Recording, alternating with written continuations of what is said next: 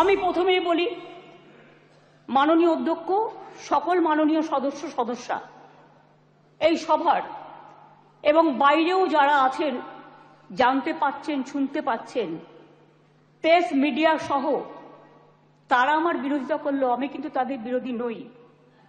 আমি তাদের সকলকে, অ্যাসেম্বলির সব স্টাফেদের সকলকে, সেক্রেটারি জেনারেলের থ্রুতে, অ্যাডমিনিস্ট্রেশনের যারা আছে, প্রশাসনের যারা আছে, সকল ভাই বোনেদের আমি ধন্যবাদ জানিয়ে আমি বলবো, মেয়েদের অধিকার রক্ষার লড়াইয়ে আমি যখন দিনটা ঠিক করেছিলাম স্যার, আমি তখন নিজেও এটা আমার নলেজে ছিল না, কিন্তু হিস্ট্রি রিপিটস ইটসেলফ। একটা কথা আছে, ইতিহাসের পুনরাবৃত্তি হয়। মেয়েদের অধিকার রক্ষার লড়াইয়ে আমি যখন এটা বলছি, আমার গায়ে কাঁটা দিচ্ছে, তার কারণ এটা আমার আবেগ হচ্ছে। আপনারাও শুনলে আপনাদের গায়েও কাঁটা দেবে ঘটনাটা শুনলে। মেয়েদের অধিকার রক্ষার লড়াইয়ে ৩রা সেপ্টেম্বর একটি ঐতিহাসিক দিন।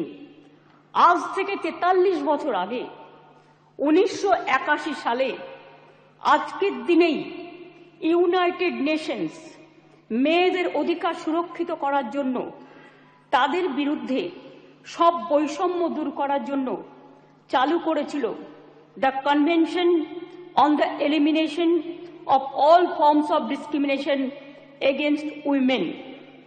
সংগঠিত হয়েছিল ইউএনের আন্তর্জাতিক নারী বৈষম্য বিরোধী কমিটি, এবং সেই দিনটা আজকের দিনের সাথে মিলে যাওয়াতে আমি ইউনাইটেড নেশনসকে অভিনন্দন জানাচ্ছি।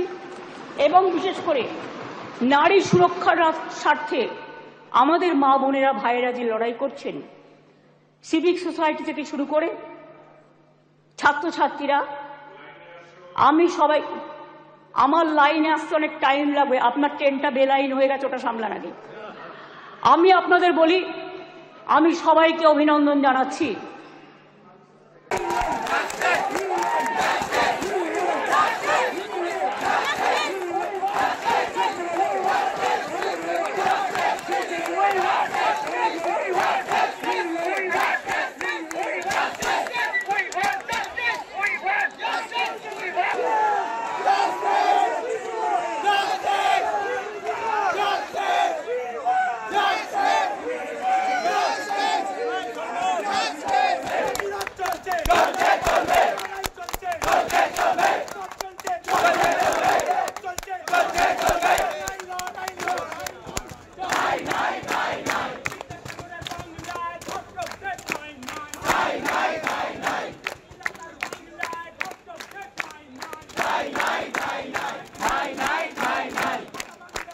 Don't miss out. Log on to oneindia.com for more updates.